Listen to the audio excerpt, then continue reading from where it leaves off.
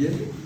J'aimerais ce soir parler sur un sujet, c'est le sujet des baptêmes. Je sais que bientôt il va y avoir des baptêmes, et j'aimerais prendre ce sujet-là. Qu'est-ce que c'est le baptême? Parce que j'ai remarqué que parfois quand on parle de baptême, c'est un engagement, on va le voir,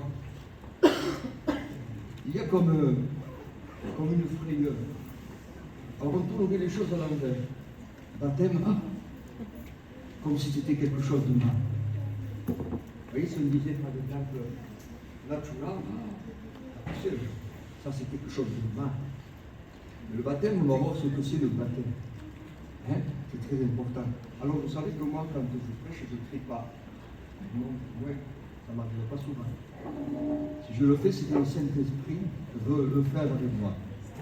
Alors je me laisse conduire. Je me laisse faire, je le laisse agir. C'est important de laisser faire le Seigneur. Amen. Parce que quand on veut faire nous, il n'y a pas rien que ça passe. Vous avez remarqué ça? Quand on veut faire nous, alors on essaie de crier fort. Ça ne marche pas. Alors des personnes, des fois dans l'église, ils disent, qui c'est qui chante? Les amis disent, oh, on n'entend pas. Il parle doucement. Et qui c'est qui prêche? Oh, encore au moins. On entend encore au moins.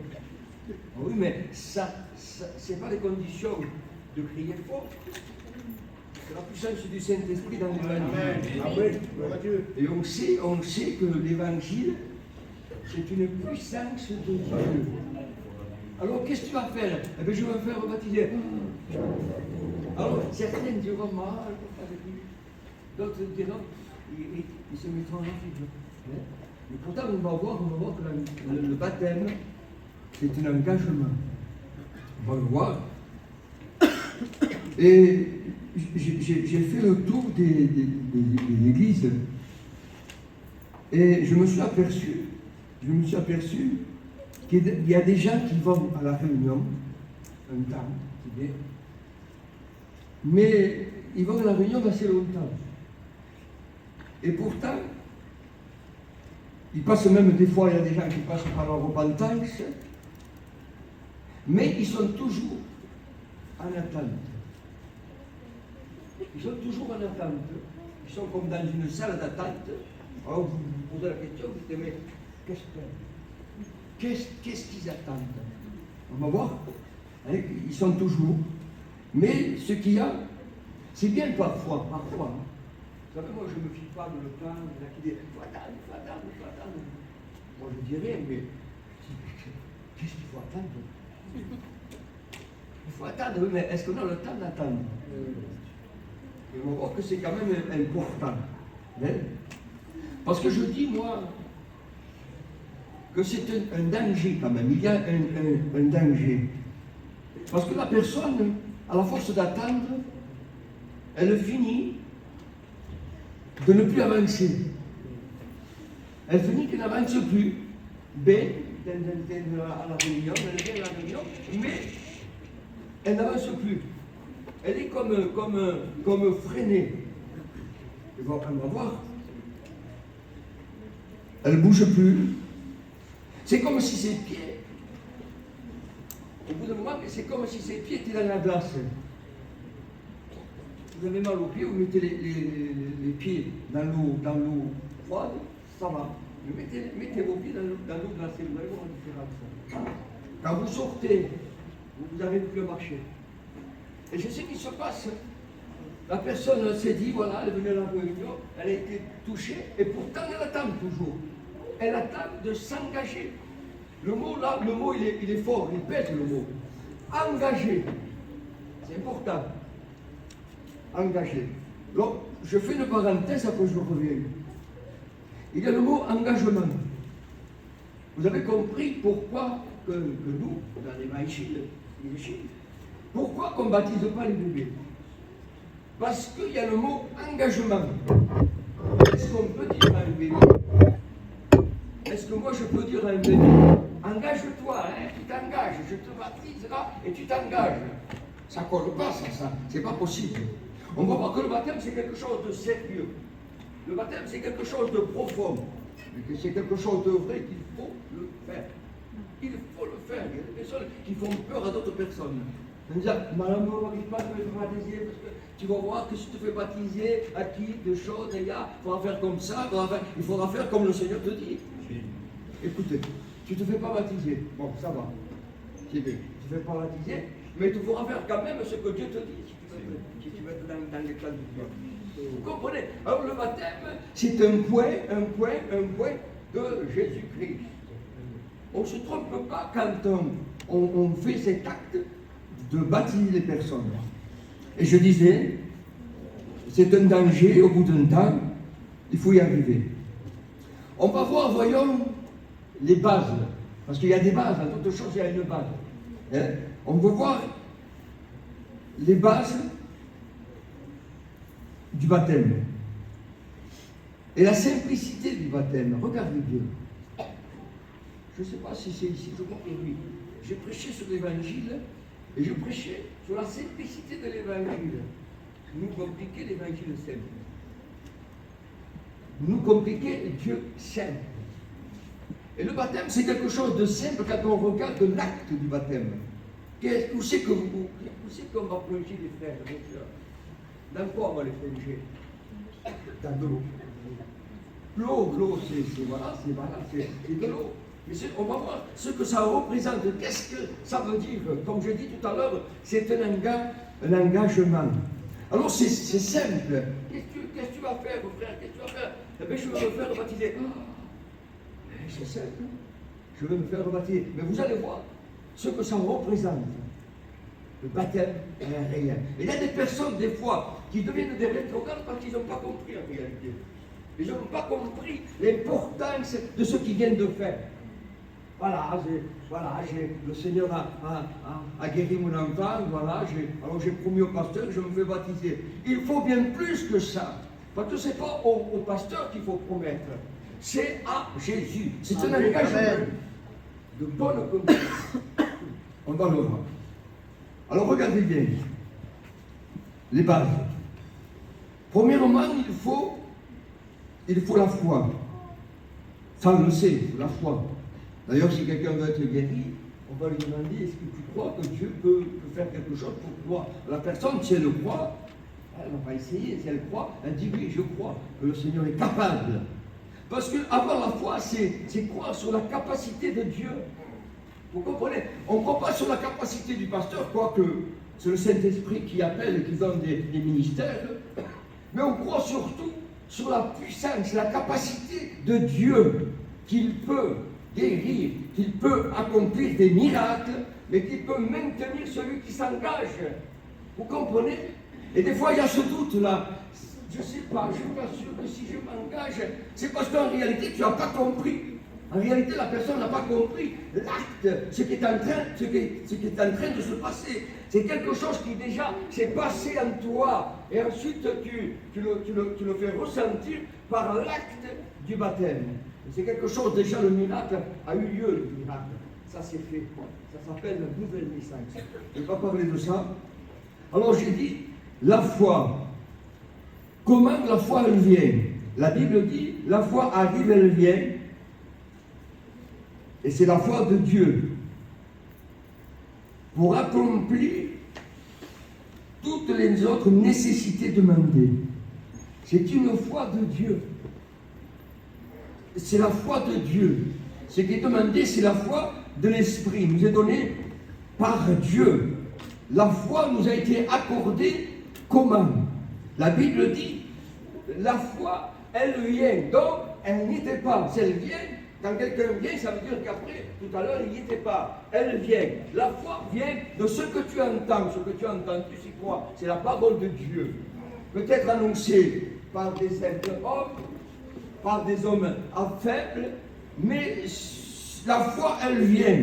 Tu n'avais pas, elle est venue. Elle vient par ce que tu entends. Ce que tu entends, c'est la parole de Dieu. Et ça produit en toi un effet glorieux, un effet extraordinaire. Celui qui est touché réellement, vous lui mettez le couteau ici et vous lui dites, ne te fais pas baptiser. Il dira, écoute, je ne peux pas refuser ça, parce que ça vient du ciel, parce que ça vient du Saint-Esprit, parce que c'est Dieu lui-même qui m'a convaincu. Amen. On ne peut pas baptiser quelqu'un si le Saint-Esprit ne l'a pas convaincu. Moi, je m'y opposerai.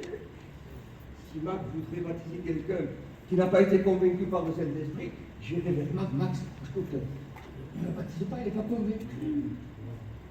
Il n'est pas convaincu de justice, de jugement et de péché. On ne peut pas baptiser quelqu'un qui n'est pas convaincu. Il faut qu'il soit convaincu. Quelle est la personne qui convainc la personne? C'est Jésus-Christ, le Saint-Esprit. Il nous a convaincus de justice, convaincus de jugement, convaincus de péché. À partir de là, la personne se tourne vers l'Éternel. À partir de là, la personne se tourne vers Dieu et il veut suivre le chemin de Dieu. Alors il s'engage au nom de Jésus-Christ. Il s'engage à suivre le chemin de Dieu. C'est pas compliqué. Tout ça vient de la foi. Elle vient du ciel, la foi vient de ce que tu entends, vient de la parole de Dieu. Romains chapitre 10, verset 17. Il suscite la foi et il la rend parfaite. Alors n'ayez pas de crainte. Il t'a suscité la foi, alors il va la rendre parfaite. Amen. Une foi parfaite. C'est la foi de Dieu. Il a suscité, c'est lui qui l'a suscité. Par la parole de Dieu, par sa parole, il t'a suscité la foi. Tu ne croyais pas d'avant. Tu ne savais pas, tu étais dans l'ignorance, mais lui, il t'a permis de venir écouter la parole de Dieu et il t'a suscité la foi. Alors ne crains pas, cette foi va devenir parfaite. C'est la foi qui va devenir parfaite. Et nous, on rentre toujours dans les combats. Hébreux, chapitre 12, verset 3. Cette foi va l'amener à la repentance. On ne peut pas se repentir tant qu'on n'a pas vu Jésus, l'action de Jésus-Christ. Ce n'est pas possible, sinon c'est un esprit religieux et ça ne sert à rien. C'est comme je disais tout à l'heure, on ne peut pas baptiser quelqu'un qui n'est pas né de Dieu. On ne peut pas le baptiser dans cet état-là. Mais cette foi parfaite nous amène à la repentance. C'est-à-dire, on a vu la grâce, on a vu Jésus-Christ par la foi, on a vu la bénédiction de Dieu. On sait par cette foi transmise par Dieu. Comme chose. Vous comprenez? La foi a été transmise par la parole de Dieu. La parole de Dieu, c'est Dieu. C'est Dieu lui-même qui t'a transmis la foi. Alors, il n'est pas question de mérite. Il n'est pas question parce que tu es mieux, parce que tu es plus gentil, parce que tu pêches moins que les autres. C'est pas ça. Ça a été transmise tout simplement à cause de la grâce, à cause que tu as voulu entendre, écouter, et ça a touché ton cœur. Donc, c'est ça, c'est la foi. Et on a besoin de regarder, de voir la grâce de Jésus.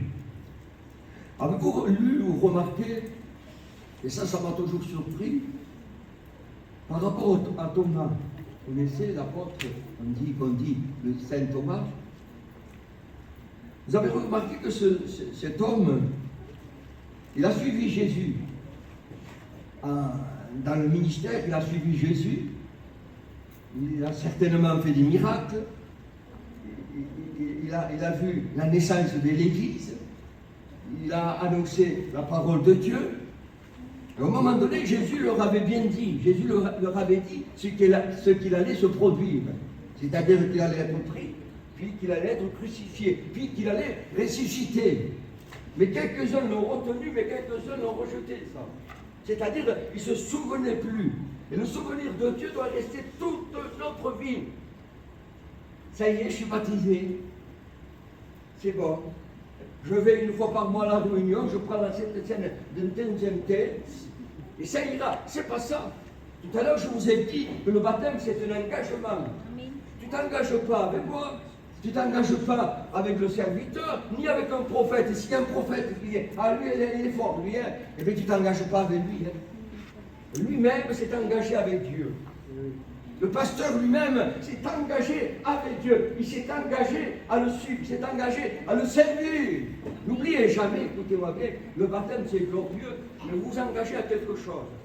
C'est devant Dieu que vous engagez à le suivre et à le servir. Et quand je regarde l'apôtre Thomas, qui était quand même un apôtre, je trouve comme un apôtre, et du jour au lendemain, quand Jésus ressuscite, quelque chose de bizarre se produit. Il a fallu que Jésus-Christ, il traverse la porte, puis il dit, Thomas, il a fallu qu'il appelle par son nom. Et il dit, Thomas, écoute, ne sois pas incrédule.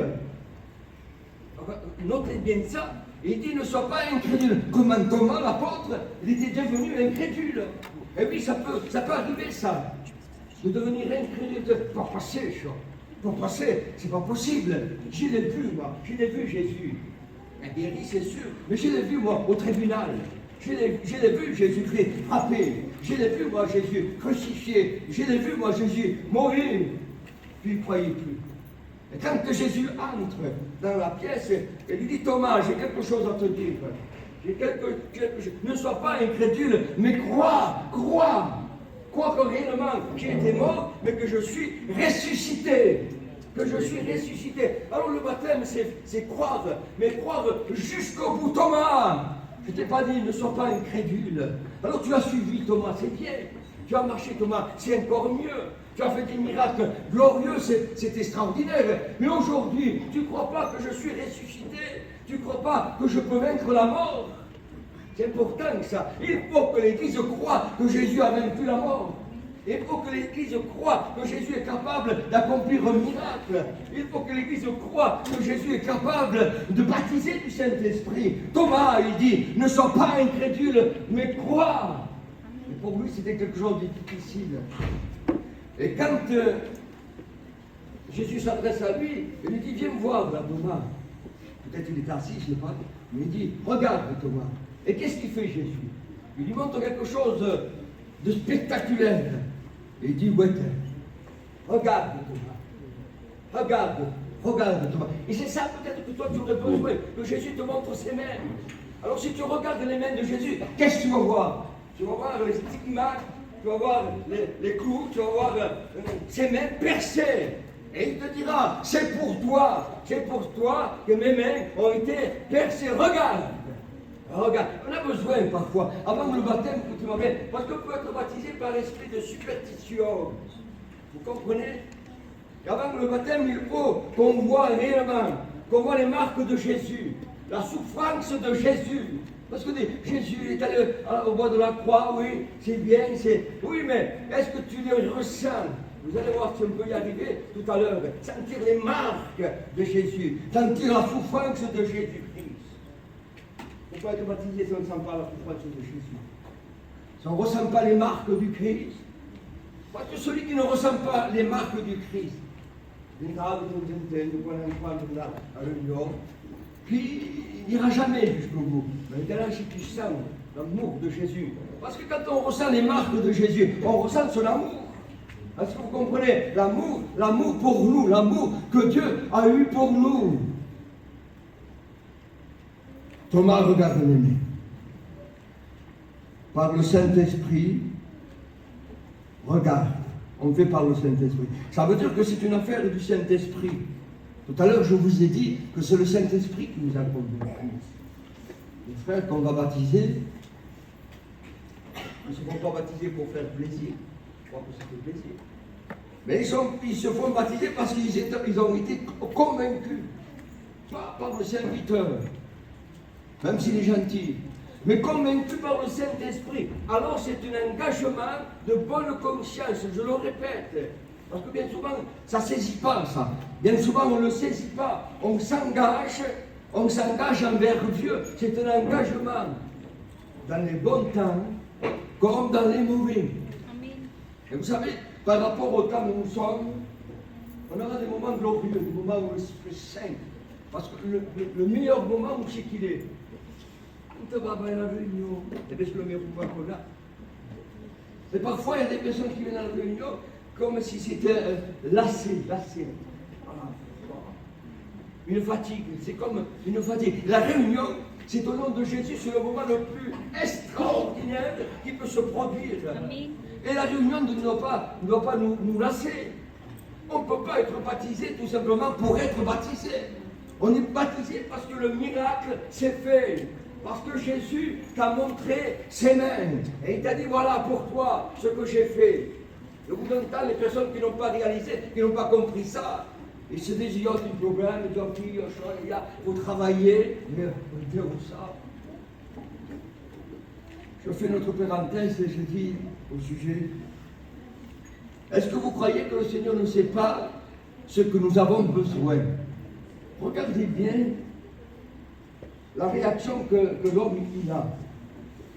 Jésus, il sait ce qu'on a besoin. Et Jésus, quand il parle dans sa parole, il dit, l'homme ne vivra pas de pain seulement, mais de toute parole qui sortira de sa bouche. Et parfois, l'homme ne se contente pas de ce que Jésus lui donne. C'est sûr que Dieu ne vous donnera pas un château. Si vous demandez un château, vous l'aurez pas. Pas que voilà, soit un don, un héritage. Mais il dit ce qu'il faut demander. Il dit ce qu'il faut demander. Notre Père qui est aux cieux, que ton nom soit sanctifié. Donne-nous un château. C'est chaud que nous. Ah, moi, chez moi, écoute, il faut que je travaille le matin et le soir parce que c'est ça. Il me faut beaucoup d'argent, il me faut beaucoup de viande, beaucoup de. Puis là, les enfants, tu comprends, il faut ça, il faut qu'ils fassent. Mais Jésus, il dit de te contenter de ce que tu as. De baptiser, toi qui t'es engagé avec Dieu. Tu ne sais pas jamais, ne vous engagez pas les frères, les sœurs, vous engagez pas dans la facilité. Hein. Vous engagez dans le combat de la foi. On ne peut pas dire fais-toi baptiser, tu verras, ça va être facile, parce que la Bible ne le dit pas. Paul il dit, j'ai combattu. Et quand on combat, c'est pas facile. Ça ne peut pas être facile. Celui qui dit que c'est facile se trompe dans l'évangile. C'est le bon combat de la foi. Il est gagné, mais il faut combattre. Il faut combattre au nom de Jésus. Alors, se faire baptiser, c'est merveilleux, mais c'est pas suffisant, c'est pas assez. Il faut aller plus loin, rentrer dans le combat. Je continue. Cette foi, je dis que cette foi va l'amener à la conversion. C'est-à-dire, il va faire cette foi réelle, elle va l'amener à faire volte-face, ça veut dire ça, se convertir, c'est faire volte-face, et regarder vers Jésus. Et Hébreux chapitre 12, il dit, ayez les regards fixés sur Jésus. C'est important, ça, le mot fixé. Je peux avoir un regard, mais maintenant, si j'ai les regards fixés, ça veut dire qu'ils sont fixés. Et le texte, il dit bien, il est clair, ayez les regards fixés, agrafés, rivés sur Jésus-Christ. Et que jamais dans notre vie, une moitié d'une seconde, on tourne le regard. Écoutez-moi bien, pourquoi bien souvent il y a des rétrogrades? Parce que justement, ils ont été baptisés correctement, comme il faut, mais ils ont détourné leur regard de Jésus. Vous comprenez? Alors par rapport aux difficultés des fois, par rapport aux problèmes des fois, on manque d'argent, manque de foi, qu'est-ce qu'ils ont fait? Ils sont devenus des rétrogrades. Et un rétrograde, je le dis, un rétrograde, il se met en danger. Vous savez pourquoi un rétrograde, il se met en danger? Parce que dès qu'il y a une personne qui a été baptisée et qui devient rétrograde, l'ennemi de notre âme, vous savez ce qu'il fait? Il monte un mur, et ce mur, il ne s'arrête jamais, ce mur, il ne s'arrête jamais. Et il monte, à ce fait que la personne ne revienne plus. Un retour, et pourtant la Bible dit qu'on peut revenir à l'éternel. Revenez par des chants, revenez à l'éternel. Mais lui, il monte un mur terrible. Alors si vous faites baptiser pour vous détourner par rapport à une telle ou telle chose, il vaut mieux attendre comme ça. Maintenant, si c'est tellement vous êtes convaincu par le Saint-Esprit, pourquoi faire attendre? Attendre quoi? Attendre quoi? Qu'est-ce qu'il faut attendre? On va le voir. Donc j'ai noté là, est-ce qu'il faut un temps? Il y a une personne qui dit, oui, on va le baptiser, mais il faut un temps. Moi, je dis que non, il n'est pas question de temps. Il est question de la personne, de la rapidité de la foi, de sa croyance, ou de la lenteur de sa marche, de la lenteur de sa foi, de la lenteur de sa croyance en lui. Alors ça vient de ça, de sa croyance ou pas, de sa lenteur, de sa rapidité. Et nul ne pourra aller, j'ai noté ça, contre sa repentance. C'est vrai. Quatrième position, je vais essayer de rentrer le plus vite possible. Vient l'engagement. Comme j'en ai parlé tout à l'heure, l'engagement qui normalement, si tout s'est produit, si tout s'est évolué comme ça devrait être, normalement, ça doit produire l'engagement, ça doit produire une longitude. Quand vous allez à la personne et qu'il dit, alors tu te peux baptiser quand est-ce et qu'il oui, peut-être pas. Normalement, c'est pas ça. Normalement, cet engagement, il est vrai. Et normalement, la personne doit lui languir après son baptême. Il doit languir pourquoi? Parce qu'après le baptême, qu'est-ce qu'il y a? Quelque chose d'extraordinaire. Après le baptême, il y a la Sainte Seine. La Sainte Seine nous symbolise quoi? La Sainte Seine nous montre quoi? Il nous montre le sang de Jésus. Il nous montre la victoire de Jésus. Et toi, tu rentres par le baptême dans la victoire de Jésus, dans le triomphe de Jésus-Christ. Alors je dis que c'est normal. Quand la personne est touchée, qu'elle se repent, qu'elle se convertit, eh bien il faut la baptiser. Pas besoin d'attendre le moment qui est à la foi. On continue. Après la foi, il y aura, si l'engagement est vrai, il y aura une vraie foi. Si l'engagement est vrai, il y aura une vraie foi. S'il y a la vraie foi, il y aura une vraie repentance. Et s'il y a la vraie repentance, il y aura une véritable conviction. Une véritable conviction. C'est-à-dire que c'est comme ça. C'est convaincu. Comme je disais tout à l'heure, tu n'es pas convaincu par une personne, mais souvent c'est par des personnes. Et qui se blâment, mais c'est pas ça. Il ne faut pas que tu sois convaincu par le pasteur, convaincu par une personne, convaincu par le Saint-Esprit que je suis. Convaincu. Est-ce que tu te trompes? Non, je suis convaincu. Il faut, au nom de Jésus, il faut impérativement que je sois baptisé, que je prenne la Sainte Seine. Mais pourquoi? Ça presse pas. Oui, ça presse.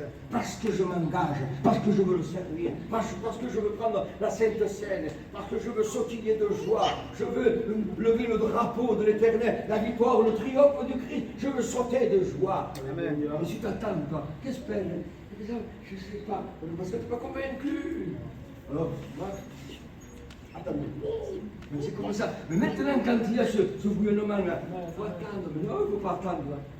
Allez, tu as la foi, tu t'es repenti, tu t'es converti, tu es converti. Qu'est-ce qui te manque? Foi, repentance, conversion. Et qu'est-ce qui manque? Baptême. Baptême par immersion. On va le voir dans le temps. On regarde maintenant le baptême. L'ordonnance d'abord du baptême, c'est une ordonnance de Jésus-Christ. Ce n'est pas une ordonnance des apôtres, mais c'est une ordonnance de Jésus. Marc, chapitre 16, verset 16. Il dit, celui qui croira et qui sera baptisé sera sauvé. C'est sûr que celui qui ne croit pas ne sera pas baptisé. On ne peut pas baptiser quelqu'un qui ne croit pas. Et le texte est clair. Il dit, celui qui croira, eh bien, il se fera baptiser. C'est simple. Tu crois, eh bien, tu vas te faire baptiser. Oui, mais parce que tu comprends. Vous comprenez? Quand il y a un mais à ta croyance, ça veut dire qu'en réalité, tu n'as pas cette foi qu'il faut. Cette foi que Dieu demande. Cette foi qui est transmise par sa propre parole. Et quand quand il y a cette conviction, c'est tout à fait différent. Si tu crois, tu seras baptisé. Regardez, dans les actes, on a une image d'une personne qui va être baptisée, mais on a bien fait. Si c'est là, tout le monde se fait pas. Alors, c'est l'Éthiopien. Vous connaissez cette histoire-là? L'Éthiopien, il allait dans le pays où on adore Dieu, mais, et là, à un moment donné, il allait pour adorer Dieu, mais il ne connaissait pas. Et à un moment donné, un homme de Dieu, je crois que c'est Étienne, il monte le Saint-Esprit le prend, et il l'amène vers lui. Et lui, il monte dans le champ. Vous voyez, il monte dans le champ. Une seule personne peut intéresser du chômage. Une seule personne, quand il faut le parler, ça va. Tu l'avais dans l'église de Brésil, vous voulez être Brésilien, il ne peut pas bouger. Il est malade. Et bien l'Éthiopien, en quelque sorte, il était malade parce que son avantage, c'est qu'il cherchait Dieu. Regardez la réaction de cet homme. Quand réellement, on a la foi. Et l'homme de Dieu, le serviteur de Dieu, il va lui expliquer. Il va expliquer Ésaïe 53, il lui dit, mais à la fin, il dit, mais homme de Dieu, il dit, de qui il parle ce récit? Ésaïe, de qui il parle? Est-ce qu'il parle de lui-même? Est-ce qu'il parle d'une autre? Et l'homme de Dieu va lui expliquer. Il va lui expliquer. Bouleversé, il arrête le chat. Il dit arrête, il arrête le chat. Et puis il pose la question, il dit qu'est-ce qui m'empêche de te baptiser? Il arrête. Il arrête. Comment il faut faire maintenant? Réponse de Dieu par le Saint-Esprit. Et il dit, si tu crois, rien ne t'empêche. Alors il arrête le chat. Il va dans un endroit où il y avait de l'eau, puis il le baptise. Et quand il est baptisé, lui remonte sur son chat, tout joyeux, et chantait la gloire de Dieu. Et l'Esprit rend l'homme de Dieu. Vous voyez, c'est pas compliqué le baptême. Le baptême par immersion, c'est pas compliqué. Ça recherche la foi. Et parce qu'il y a la foi, tout va suivre. La foi, la repentance, la conversion, le baptême, l'engagement avec Dieu. Ce n'est pas avec moi que les frères s'engagent. Loin de là. Je pourrais les conseiller, c'est avec Jésus. Avec qui, moi? Avec qui je me suis engagé? C'est avec Jésus, le Fils du Très-Haut. Il y a 40 ans que je me suis engagé à le servir, à le suivre dans les bons jours comme dans les mauvais jours. Alors attention, parfois on dit, oui ça y est, il n'y aura que des bons jours. Erreur. Tu auras des combats, tu auras des luttes comme certaines personnes ont. Peut-être que tu auras des souffrances, et c'est possible aussi qu'il y ait des souffrances. Mais à travers ça, on voit la gloire de Dieu. Comment qu'on voit un miracle de Dieu? Comment qu'on sait qu'il y a eu un miracle? C'est quand quelqu'un est malade et qu'on lui pose les mains et qu'il repart guéri. Vous comprenez? Il faut qu'il y ait malade pour qu'il y ait la guérison. Pour qu'il y ait un miracle, il faut qu'il y ait l'action de Dieu, mais il faut qu'il y ait la difficulté. Et bien souvent, écoutez, les chrétiens vont se baptiser en disant que ça y est, tout ça rose et tout. Eh bien non, tu rentres dans le combat aussi. Tu rentres dans le cercle du combat. Mais il ne faut pas te décourager, il ne faut pas t'éloigner. On dit, les doutes, eh bien merci Jésus que c'est dur. Amen. Mais je sais que c'est un bon combat. C'est un bon combat. Amen. Quand on est convaincu de ça, ça marche bien. Je continue. On trouve la racine de la doctrine, du baptême, dans Actes chapitre 2, verset 37. Essayez d'aller le plus vite possible. Après avoir entendu la parole de Dieu, avoir entendu ce discours, parce que Paul parlait avec eux, il expliquait le Messie, tout ça, c'était. Après avoir entendu, il les enseignait, regardez ce qui va se produire là, de suite. Ils eurent le cœur un petit peu touché, un petit peu ça va pas. Ils eurent le cœur vivement touché.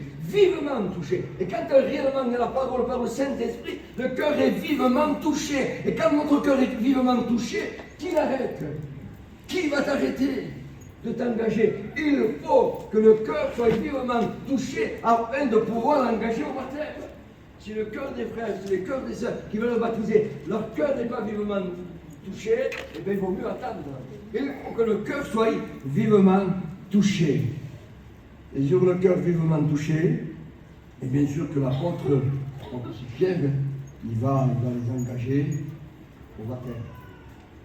Tout l'entière, l'Église va se manifester par des dons, par la puissance du Saint-Esprit, par les difficultés aussi. Vous voyez, l'Église va se manifester par des dons, par des guérisons divines, par des miracles.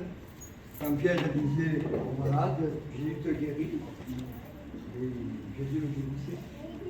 Mais aussi par des tribulations, par des difficultés. Alors ceux qui vont s'engager, qui c'est qui va s'engager au baptême? Dans les frères, c'est comme on a dit. Les trois petits frères, la sœur, après les sœurs au fond.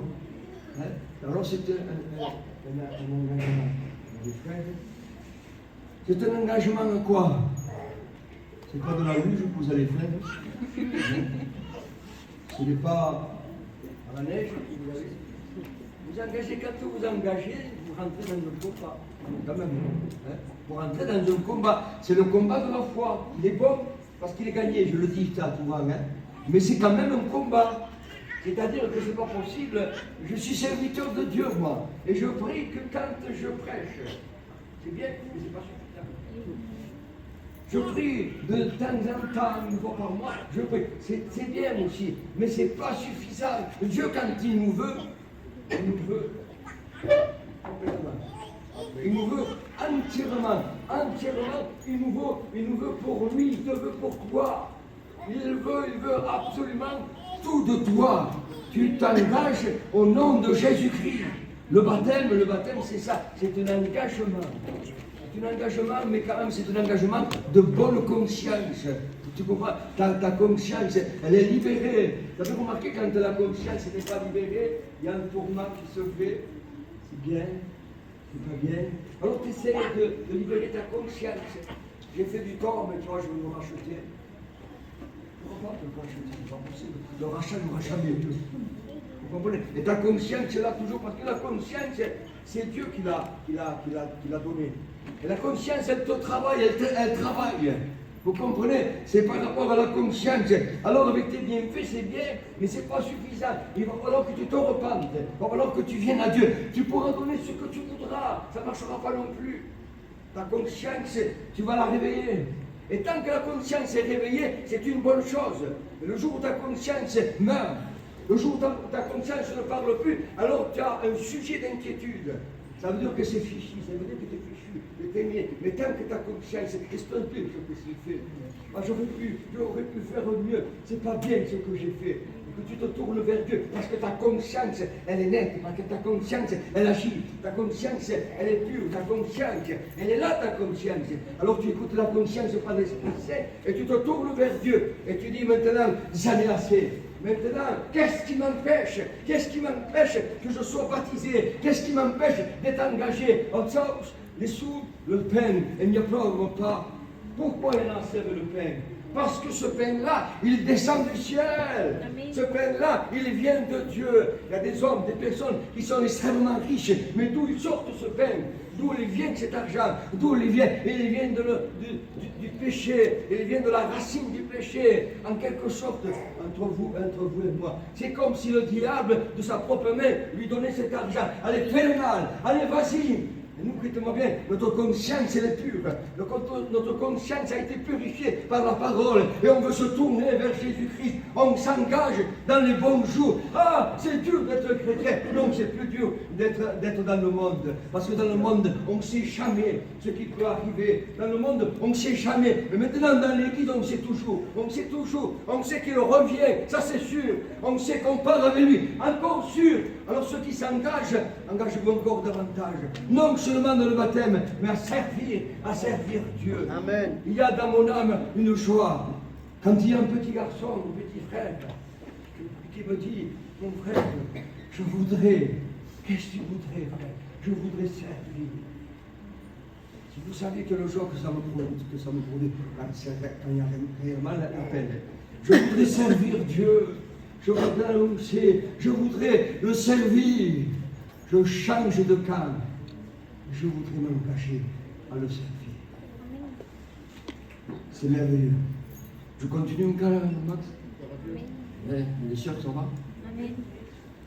Merci Seigneur. Je vais essayer de ne pas vous embêter, le cœur est touché. Que ferons-nous, Pierre l'a dit? Et c'est chaud des fois la réponse, la question. Qu'est-ce qu'il faut faire quand on est chrétien? Qu'est-ce qu'on fait dans le pasteur? C'est surtout ce qu'il ne faut pas faire qu'il faut savoir. Hein? Ce qu'il faut faire, rien. Il dit, écoutez-moi bien. Repentez-vous. Pierre leur dit. Venez encore Pierre. Il était ce qu'il était, peut-être. Hein? Mais il ne se trompe pas. Il dit, repentez-vous et que chacun de vous soit baptisé au nom de Jésus-Christ. Alors, d'après vous, est-ce qu'il se trompait, l'apôtre? Je ne comprends pas. Il dit, repentez-vous, c'est-à-dire demandez pardon à Dieu, repentez-vous de vos péchés, et que chacun de vous soit baptisé au nom de Jésus-Christ. Alors écoutez-moi, pour le pardon des péchés, et vous recevrez, écoutez-moi bien, à partir de là, vous recevrez le don du Saint-Esprit. Tout à l'heure, je vous ai dit qu'il y en a qui s'inquiètent. Je ne pourrai pas, je n'arriverai pas, comme si le Saint-Esprit n'y était pas. En faisant ça de cette façon, c'est un petit peu du doute, comme si le Saint-Esprit n'était pas en activité.